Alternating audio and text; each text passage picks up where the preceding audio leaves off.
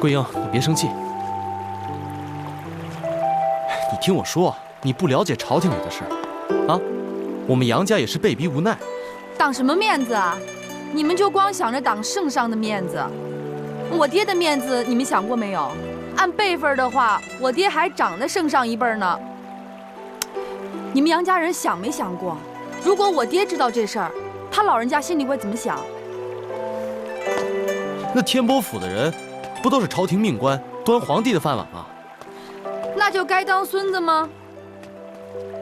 看着吧，有朝一日，我擒住那皇帝老儿，让他到我们木刻寨去养马喂猪，看你们对他还卑躬屈膝不？咱们还是说说比武的事儿吧。你虽然赢了我，我爹和我奶奶，可是你没有跟我的姑姑交过手。杨家枪虽然都是那些套路，可是每个人的使法都不一样。我姑姑把杨家枪使得出神入化，她可是我最佩服的人。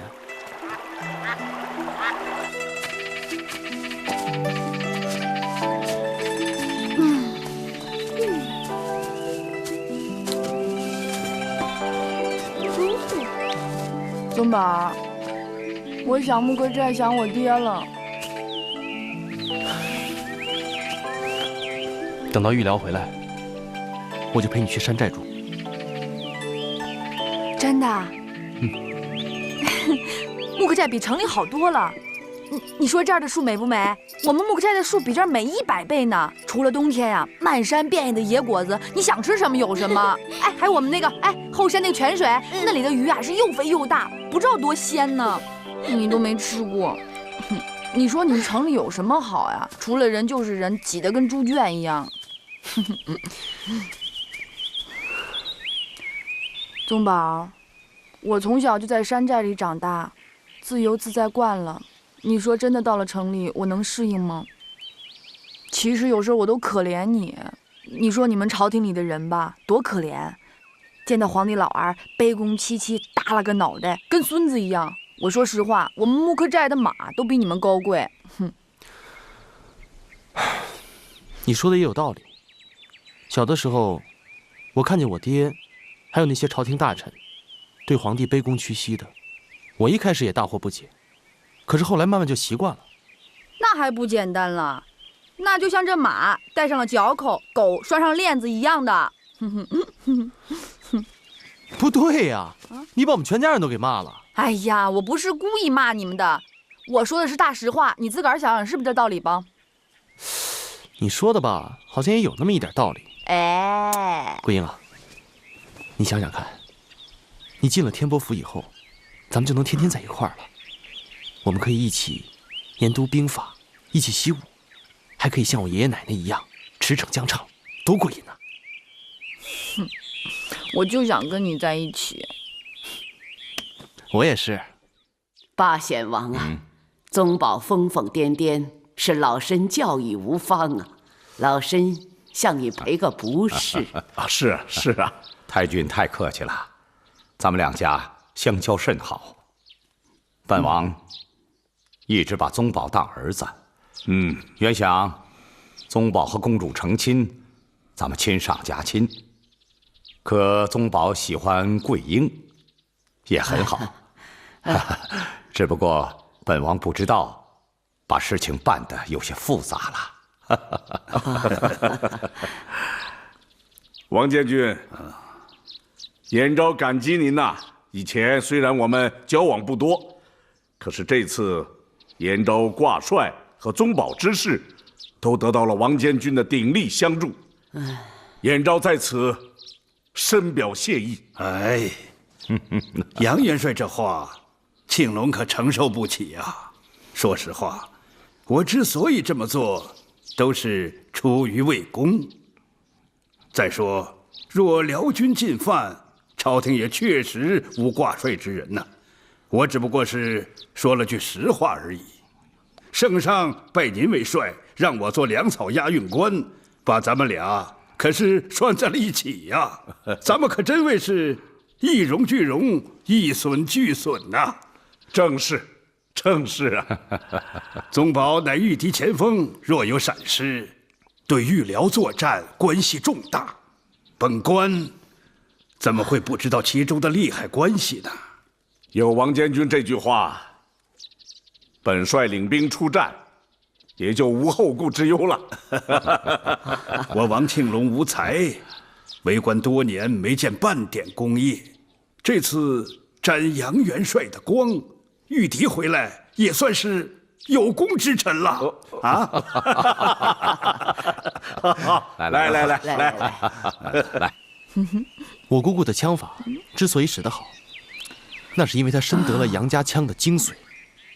她从来都不墨守成规，形成了快、猛、多变之风。我跟我姑姑交手的时候，我颇感吃力，稍不留神就会被她挑下马。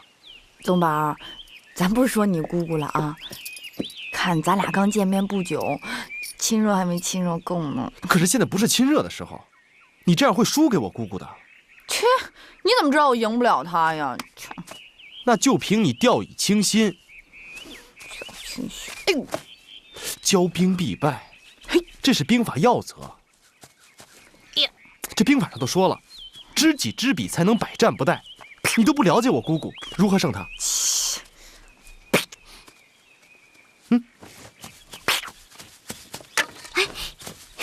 干嘛呀？这主意好啊！不但维护了圣上的尊严，还能把桂英迎进门，众大臣和百姓看着也舒服。这样顺理成章，天波府又添了一员猛将。王大人，事情还不那么简单呐。桂英她能不能进天波府，现在很难讲啊。哎，为何？虽然她武艺不错，可是要想过七娘八妹这两关，也非易事啊。哎，还真打呀！哎，做做样子，遮人耳目得了。七娘八妹打不过桂英，和桂英较量，那是真刀真枪啊！嗨，用得着吗？您发句话不就完了吗？哎，老身的话他们听不进去了。这样也好，省得外人说咱们天波府是耍花招、走过场。来，我跟你说说我姑姑的特点。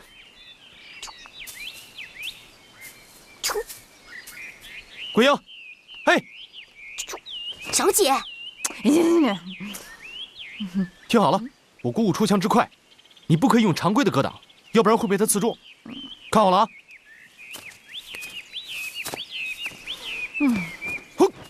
这，嘿，这。宗宝，公主是不是特别喜欢看你练功啊？你想说什么？你动作潇洒，她肯定是被你这点迷住的。你想什么呢？听本将军给你讲。啊，你讲，你讲。听着，我姑姑的第二个特点，那就是狠。她善于挑枪，你一定要握住大刀，要不然很容易被她挑下去。哎，干嘛呢？八妹，柴郡主和公主的娘亲同姐妹，她找个理由搪塞，情有可原。你说你跟着起什么哄啊？你们都说她功夫了不得，我就不信了。再说了，她一个乡村姑娘，她那行为举止做派能和公主相比吗？人家桂英又不跟你过日子，宗宝喜欢就好了，你别跟她瞎操心。那可不行，宗宝是我侄子，我当然得操心了。那丫头太疯狂了，战败了你俩就以为天波府没有人了。我要不压着她进了天波府，还不上房揭瓦？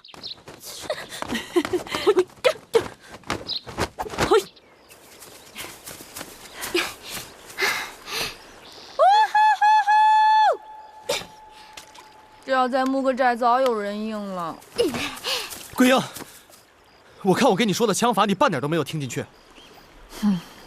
宗宝，我怕进天波府，输了正好回木克寨。为什么呀？这不是你的脾气。你跟我奶奶较劲的时候，挖空了心思战败了她，这才几天的时间，你就判若两人。你想听实话吗？我这一想起你爹娘啊，我这心里就发怵。你想想看，我擒过你爹，拍过他脑门，拍过他屁股，这要是进了天波府，低头不见抬头见的，多别扭啊！还有你娘，她一直把公主当成她亲生闺女一样。你想，这公主变成了野丫头穆桂英，她心里得多别扭啊！唉，所以这招将啊，只是个借口，他根本不想让我进杨家的门儿，这才是实情呢。桂英，我向你发誓，他们就是为了皇上的面子。行了，你别说了，行吗？小姐，别管真假，你得战胜杨八妹。是啊。为什么呀？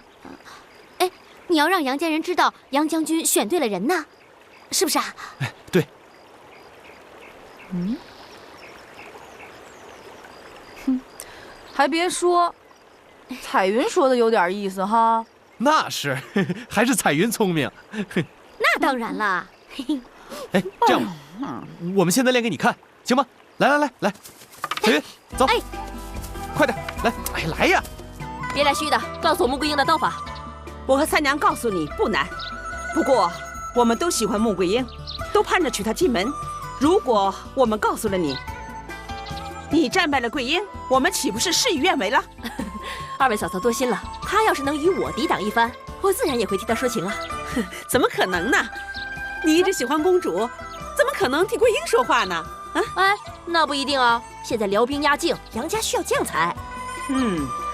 既然你这么说，我就告诉你。不过，说话得算数。哼，好。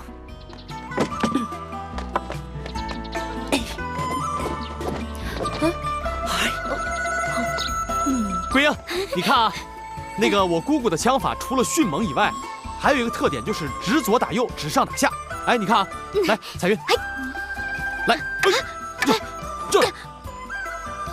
来，这，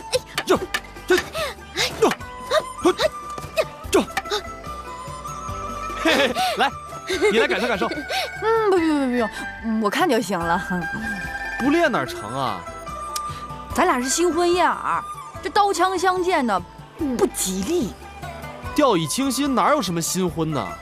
哎呀，我看着呢，不就是大名鼎鼎的杨八妹吗？一只手就让她溜溜转，你信不信？哎，你太小看我姑姑了。想当年，她一个人挑下了10几个敌将呢。那是想当年，可是她现在老了。老？她比你就大5岁。大5岁，那就是明日黄花了。彩云走。桂英，你不能这样吧？桂英，只要穆桂英不进天波府，就有回旋的余地。郡主，你还挂念着公主啊？宗保和桂英啊，已然结成了夫妻。这公主和宗保，没戏。可是公主对宗保一片痴情，只要穆桂英没有名分，公主做儿媳就有可能。得了吧，七公主是当今圣上最喜欢的女儿，圣上怎么可能让公主给我们宗保做小呢？宗保和穆桂英身世差距那么大，时间长了怎么可能不拌嘴？到那个时候，说不定什么事情都有可能发生。哎，六哥，不用客气，坐吧。好。我呀和七妹正在谈论穆桂英进门的事。我们说，如果不先杀杀她的傲气，到时候进了天波府，还不搅翻了天？你们呐，你们就没看出来，太君是多么喜欢桂英，战败了他，不要说宗保佑没完没了，太君也会生气呀。可这毕竟是咱们家的事啊，要是惹怒圣上，咱们天波府就有麻烦了。哎，八妹，哥，快来尝尝明前的新茶。哥，你给我说说穆桂英的刀法。哎呀，八妹，让你哥难堪了。这怎么了？哎呀，六嫂，想让我阻止穆桂英进府，就别顾及我六哥的面子啊。行了行了，你们的事儿我不掺和。哎呀，这穆桂英根本不是你的对手，你用得着问完大嫂，问三嫂，又问你哥吗？原来小妹也没高看这野丫头，可她毕竟战败过宗保和六哥，我又听大娘和三娘讲了她的刀法，我哪敢小看这妮子？哎，排风不是跟他交过手吗？你可以问问排风啊。哎，对呀，排风。走了，慢点儿。哎，慢点儿。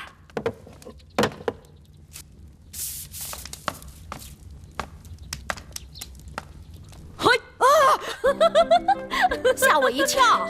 姑姑，你干嘛呀？哦，对了，跟我去切磋切磋武艺啊！哎，等会儿，等一下，包子就要出笼了，等会儿收拾好了，排风跟你一起去啊。哎，我这也是正事儿啊！走，现在就跟我去。哎，快，走了走了。哎，你干嘛拖我呀？包子马上就要熟了。哎呀，你和穆桂英交过手，你跟我说说她的刀法特点啊。哎呦，哎，这事儿啊，这个呀，您该问老太君去，他讲的肯定比排风详细。你傻呀？你就没看出来，老太君现在对桂英就像亲孙女一样。我去问，她能告诉我吗？你去告诉我吧啊！啊，不说。哎呀，真不说？就不说。好样的啊！好。哎，说不说？服了！小姑奶奶，服了你还不行吗？哎，看着，嘿，哈，嘿，哈，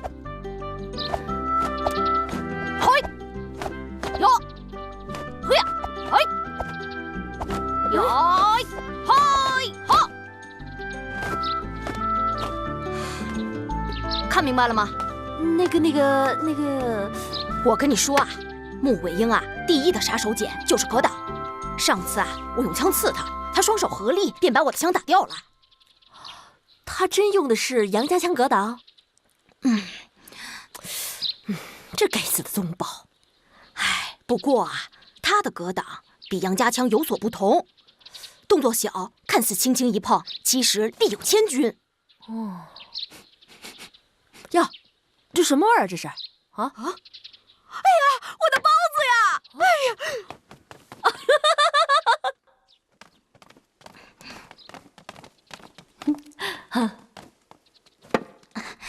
哎，排风，你这蒸的包子还是烧的木炭啊？哎，嫂子，不怨排风，是我拉他去切磋武艺去了。是啊，我觉得包子糊了，这馅儿更好吃。对，我们也许久没吃到这种糊味儿了。好吃。你尝尝。哎，你别说啊，还真有一股糊香味儿啊！我在这儿都闻到香味儿了。哎呀，真香！你们把心思全放在穆桂英身上了，难道我不知道吗？哎呀，娘，你想教训就教训女儿我吧，别跟嫂子们过不去了啊！排风啊，你别跟老身了，去跟你姑姑和婶娘们去吧。奶奶，排风任你打任你骂，你可千万不要赶走排风，千万别赶走排风，奶奶。就连你都不跟我一个心眼儿了，我能要你吗？奶奶，排风错了。走吧，排风错了，走吧。错了，奶奶，排风错了，奶奶。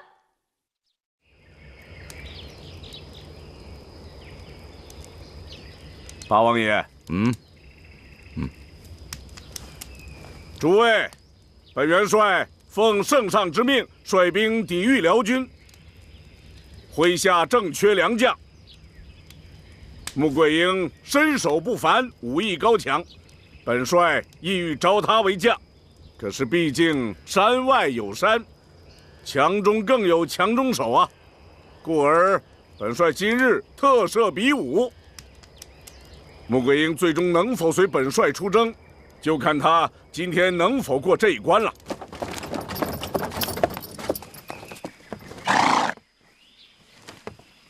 公主慢点。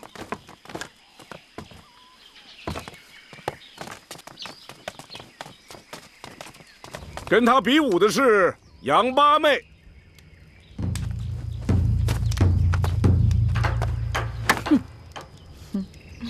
杨八妹曾在边关征战多年，挑落过几10名辽将啊！比武开始。承让了。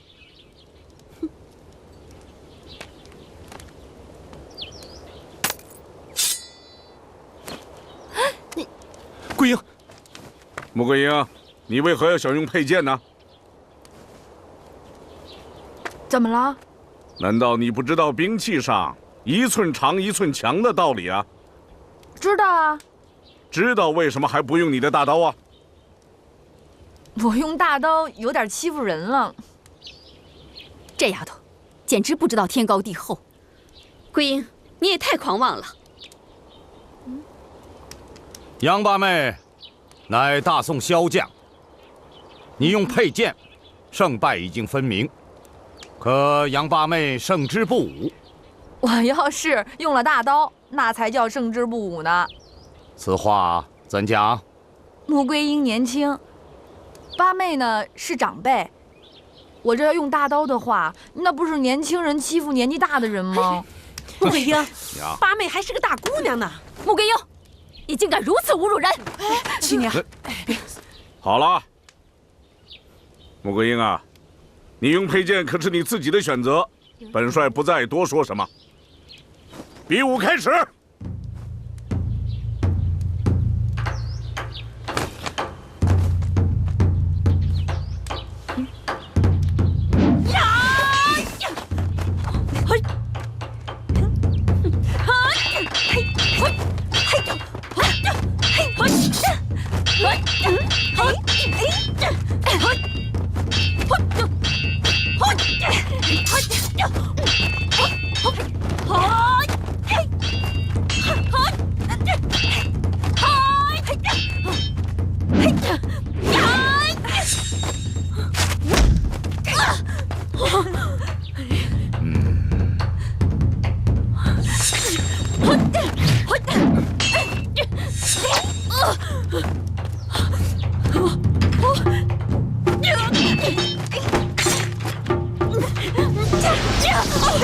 好，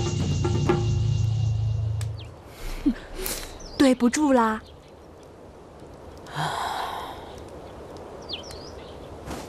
好。嗯。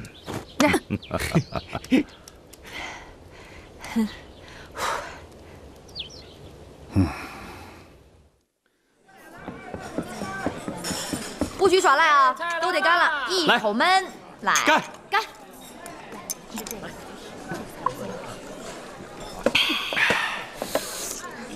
哎呀，大丈夫还真是要服老婆呀！你说你一只手玩他，我还认为你是狂妄至极，没想到你心中早就有数啊！你把你姑姑的枪法说的那么邪乎，我一想啊，我干脆给他来个一短克长，1寸短1寸险。哎，你呀，心眼真多，你可别把我给卖了。我告诉你啊，你可对我好点啊！要是哪天把我惹不高兴了，我真把你给卖了呢。哟哟，你也买不上钱。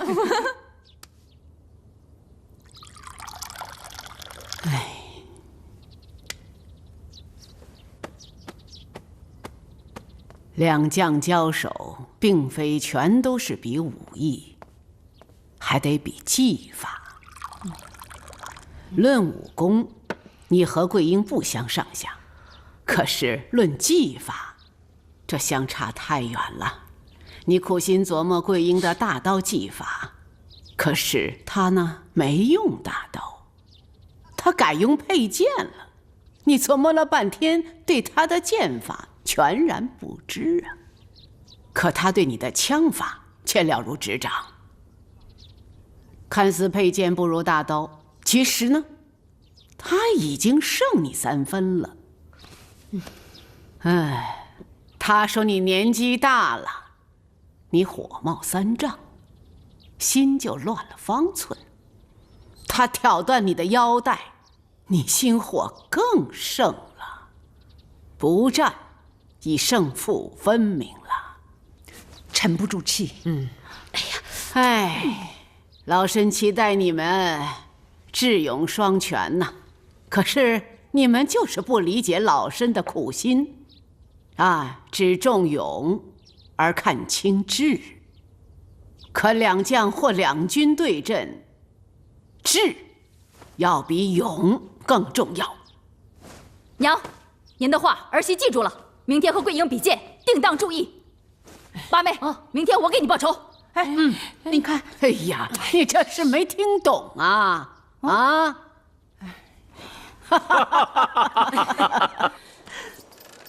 这射箭啊，讲究心平气和，千万别中了他的激将法。桂英这丫头鬼点子特别多，而且还得提防她其他花招。知道了，给。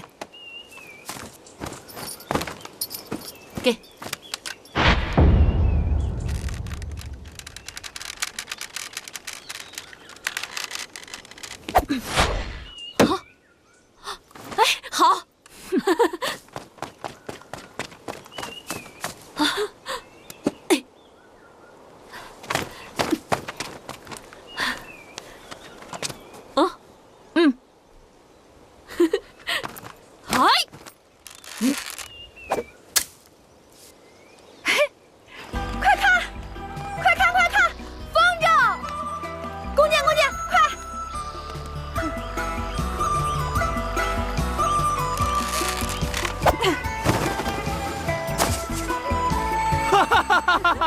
没想到你的剑法还这么厉害。那当然了，不过跟你说，我跟你七娘比的时候，我不用弓箭，我用弹弓。为何？你七娘呢？这还得预疗呢。那箭呀，拔出箭头照样伤人，弹弓则无妨啊。想得真周到啊！那是，我打他哪儿我都想好了。我这个神弹手呢，一般是打哪儿指哪儿。对，打哪儿指哪儿。哎，不对呀，是指哪儿打哪儿。哎，桂英，桂英，桂英，桂英，等等我！哎，穆桂英确实厉害，杨延昭已经将他收在了麾下，萧元帅又多了一个劲敌，所以必须阻止穆桂英随杨延昭出征。监军，可是一时找不到比他武艺更高超的人了。别说一时，多少年也很难找到啊。监军，你说这有能耐的人，他怎么就都奔了杨家了？看来潘将军有意长杨家的志气呀。我潘冲不是灭自己的威风，可是我苦于找不到威风之士啊。本监军手下倒有一武艺高强的力士，可帮萧元帅除掉穆桂英。您说的可是那前年打死武状元的力士？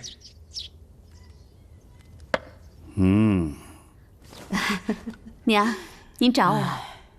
郡主啊，桂英她能文能武，不是老身妄言吧？对，是。老身叫你来是想跟你说，你和七娘八妹不一样啊。他们看不上桂英，这不要紧。可是你当婆婆的看她不顺眼，这事情就麻烦了。老身知道你把公主当女儿，可是事情已经到了这个份儿上了，再有其他想法就不应该了。娘说的是，虽然桂英的家境和我们天波府大不相同，可她出奇的聪明，她和宗保如此相爱，做你儿媳，你应该高兴才是啊。对呀，你是不了解桂英，你要是了解了桂英，你就会喜欢上她的。他们俩说的都是肺腑之言呢。哎，你琢磨琢磨，你就会觉得老身和你两个嫂嫂说的话都是在理的。是我当然听娘和两位嫂嫂的。好，这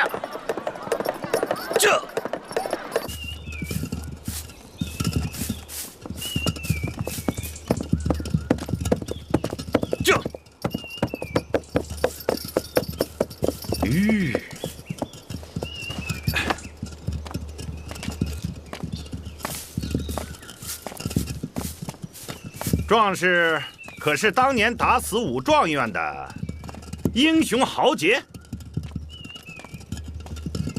没想到如此大力士，竟沦落成乡间草民。本人喜欢乡野，不愿入仕为官。现在辽军进犯，正是用人之时。不知道壮士还有没有当年的功夫？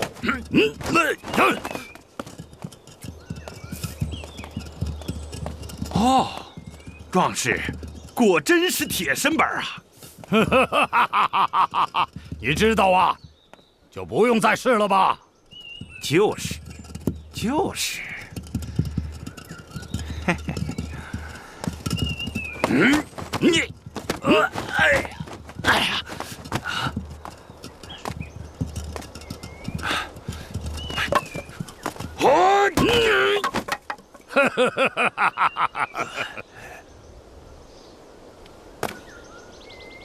哼，还想试试吗？果然是铁身板。八妹，尽管来。嗯。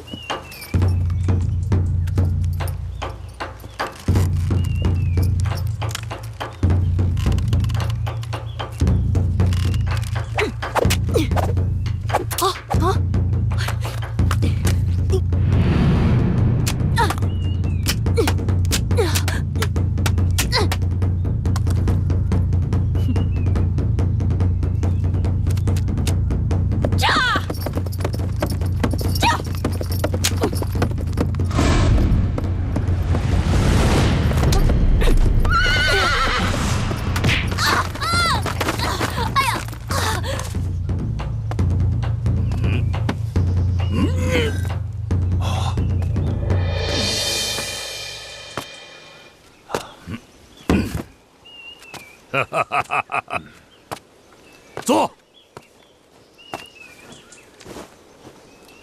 练功千日，用在一时啊！田壮士，现在可就是你出人头地的最好时机呀！王监军善待小人，小人愿意跟他做牛做马。好。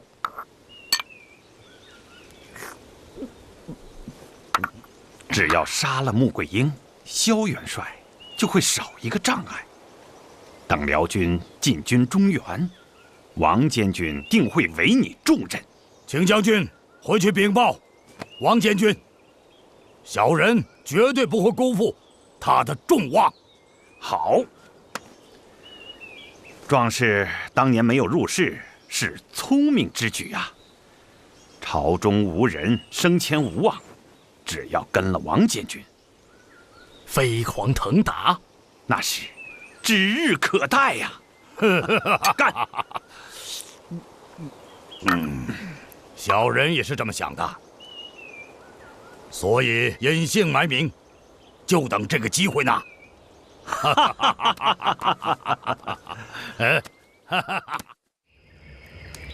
穆桂英，昨日以佩剑胜了杨八妹，今日与杨七娘比剑较量，若能再胜，本帅就招穆桂英为将。比武开始。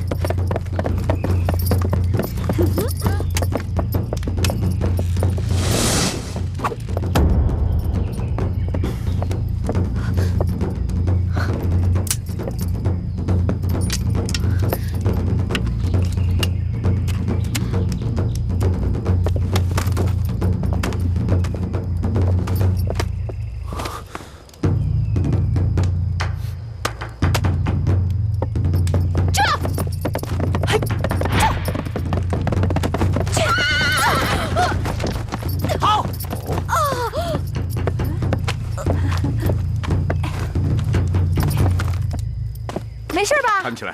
来，快起来。呀，对不住了。好，比之此时谁高谁低，以见分晓。杨元帅就抱定决心吧。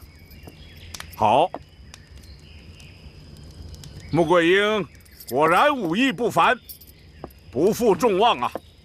本帅宣布，即刻起，她已是我麾下的女将。穆桂英和他们比武，不过是遮人耳目。何方莽汉，竟敢搅扰我们御辽选将，大胆！哼，本人是前年打死武状元的田壮士，行不更名，坐不改姓。如果穆桂英真有本事，那就跟我比比怎么样？我跟你打！哎，宗保，哼，我不跟你比，跟穆桂英比。行，你下来，我跟你玩玩。停！停！这位壮士，穆桂英已连战2日，今日你若一定要与他比武，这有失公允。我看不如改在明日。好，明日可以，不过必须在天波府门口摆下擂台，让全城的人过来观看我和穆桂英比武，以免无人评判。好，大家听着，本帅明日在天波府门口摆下擂台，届时请各位到场观看。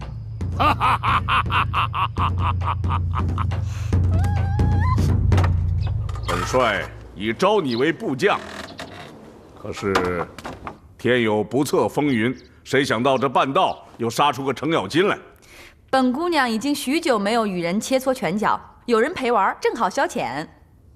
穆姑娘切不可小看此人，前年她一路过关斩将，打败了所有前来竞争的对手，致使1死2伤。据说死者就是前年的武状元。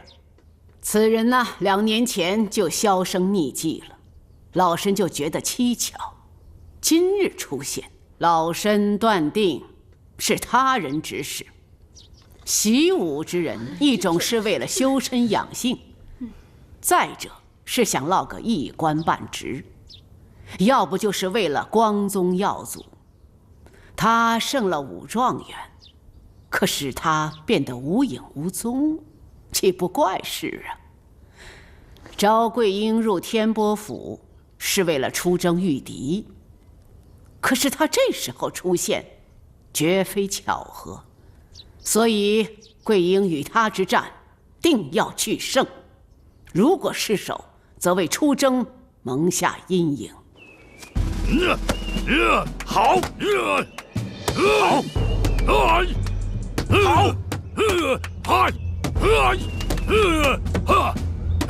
好，现在可不是你心疼媳妇的时候，就看你的了。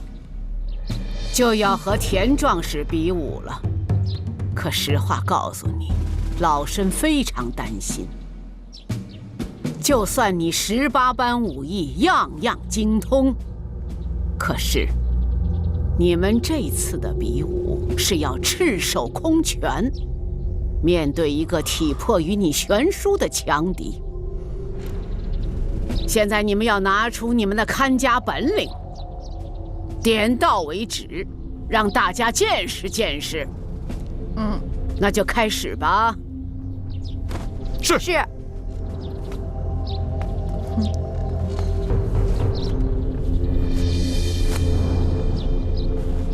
承让了。壮士，你虽然拳脚功夫过人，但是你不能小看了穆桂英。多少人和他交手，无一不败在他的手下。那是玩兵器，有回旋的余地。如果拳脚相向，拼的还是实力。不，实力还包括谋略、战术，并非全是力气呀。监军为了你能取胜，正在天波府观察穆桂英的拳法，给你提供一些更有用的东西呀。哈哈哈！监军过于担心了。哈哈哈哈！知己知彼，方能百战百胜。